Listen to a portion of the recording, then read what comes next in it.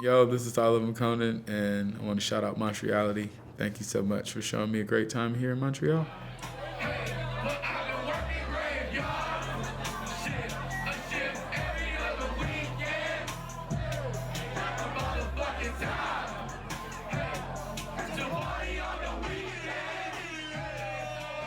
The type of student I was in the classroom was observant, talkative, socializing, um, sometimes a distraction from the teacher's lesson. But I definitely like to learn, so I was in there to learn and challenging uh, the education system. I really didn't have any legal jobs as a teenager. I would cut grass or sell designer handbags, knockoffs, and like uh, other substances to make money. But I got my first job as a chef at this place called Taco Pete in Atlanta. So that was my first official job. The Red Dragon inspiration comes from just deep inside my imagination, and it's just like a mythical creature, that goes around to the lands, protecting the lands, and enjoys the water, fire, wind, just earth. It's an earthly creature, so it's just a creature enjoying being on earth. Oh, I used to love Nintendo 64, Super Mario 64, and Mario Kart 64, and Yoshi's Story.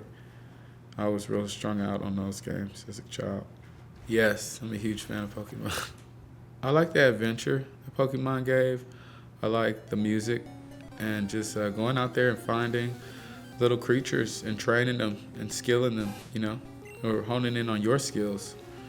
And it's just fun and adventurous, and it just makes, I don't know, it makes kids have a purpose to go out there and be the very best.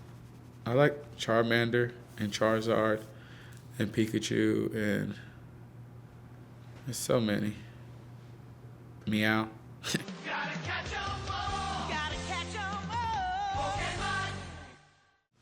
I don't know. That would be a good. It's been talked about, but I don't know. It's schedules and shit got to line up, so I'm down, But maybe in the fall, in the winter. I have no idea, you know what I'm saying? Because everybody has so many different styles, and it's just really on tapping into which style people want. Like, you can do the hard songs and the soft songs, but you just want to give a perfect balance. I have not.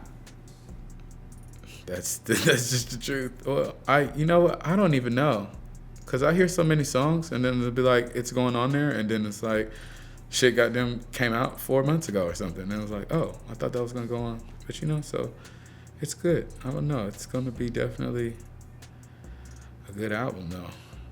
I'm nervous. I definitely think they have set a standard that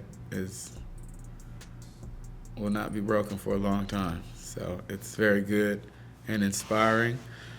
But it's almost unbelievable that they come from Atlanta. So when you think about it, with all that's going on now, it's like, yeah, they came from Atlanta too, but they're just light years still ahead than most of us Atlanta artists are doing right now.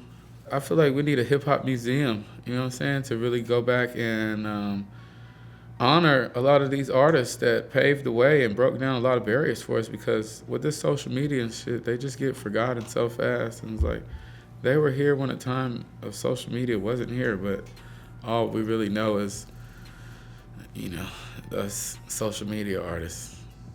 I don't really condone shrooms and stuff like that anymore, you know what I'm saying? Because people get the wrong idea about those things, and they've taken it out of context and start more so abusing it rather than using it. Like, you don't have to do it every weekend. You know what I'm saying? There's really just one or two times where you have some time to have a spiritual awakening. You get in touch with yourself, and the biggest truth about it is it's like a truth drug. I feel like all psychedelics, or most psychedelics, is going to help you to face yourself and your truths, and help you to keep it real with yourself. So if you're not keeping it real with yourself, you definitely shouldn't do it, because you're going to see all the stuff that you're hiding. But if you're a truthful person and you just want to, an elevation, then I guess if you have time, do it in a controlled setting with, a controlled environment. But it's illegal all over the world, so it's like I don't know what to tell anybody. I was just blessed enough to have my experiences with it, but you can get the same type of enlightenment. Just take some time out for yourself and get away from all these distractions of technology and noise and stuff. The most romantic thing I've ever done, I don't know, giving this older lady flowers. One day she came home from work and she just didn't expect it. I was such a child, though. I didn't even know really what was going on. I just, saw people do it in the movies. And like, a child giving some woman flowers is just gonna make her day. And so like I had flowers in my front yard and I cut them with my grandmother's little roses and took them next door and gave it to her, and she was just so happy. And I was like, oh. But yeah, then you grow up and then you start fucking with girls your age, and then it's like they don't believe in that type of romance. I just never was really into tattoos, and then I don't know. They just told me never to mark my body because they'll be able to identify me if I was,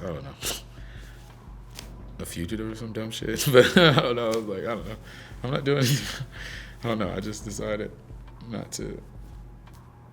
I don't want anything, really, Like, I'm changeable. I don't like permanent shit. Like, I like doing my hair. So, like, that's like my tattoo. I'll have a hairstyle or a haircut for a certain way, and then when it's time to change, I'll move it on and change my clothes and stuff. But, yeah, I don't know if I can go through that pain. I don't even think it's really the pain. I would love to feel the disease, but I just don't want the shit on me. I want it to disappear after like 5 months. It was on MySpace just in the inbox. And I was doing a blog, ILOVEMAKONNEN.blogspot.com. And I would just interview artists. And Adele was just, she was on MySpace, you know what I'm saying? And like, I don't think she had blew up yet, but she had this one song on there called Homecoming. And it made her first album. But that was like one of the songs on MySpace. It was so good, and I used to just like play it over and over and over. And I like told her in a message about, oh my God, you're so good, you're gonna blow up and all this shit. And can I just get an interview? And she was like, yeah, sure, thank you. And send the questions over. And then I sent the questions over, and then like this MySpace hack shit came out, and like lost my account. And then it all just fizzled out. I had some really good interviews lined up, too, because I was getting a lot of good traction, and people were, fucking with it. They was like, damn, this is a nice little site. And we like the diversity and, the way you're, like, positively promoting people. Who do I think hip-hop belongs to today in 2016? Unfortunately, it belongs to me, which is sad. But I think a lot of people have already had their reign, and they're kind of, resting now. It's like, what else do you want? You fucking have done it. You've beat the whole globe over and over with a tour. Like, now it's time for new artists to come and do it. And like, I'm one of those new artists that has the catalog and the dedication. So. And it belongs really to the youth and the internet, and that's just where I came from. So I'm just a representation of thousands, if not millions.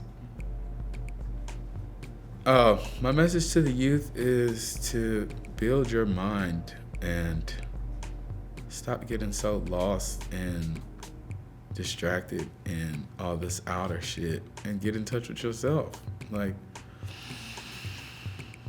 that still doesn't explain much, but it's just saying, focus on yourself and educate yourself and know yourself and be the best that you can be. Get your skills up and worry about you and yours first, and practice at home before you try to go out there and do it in the field.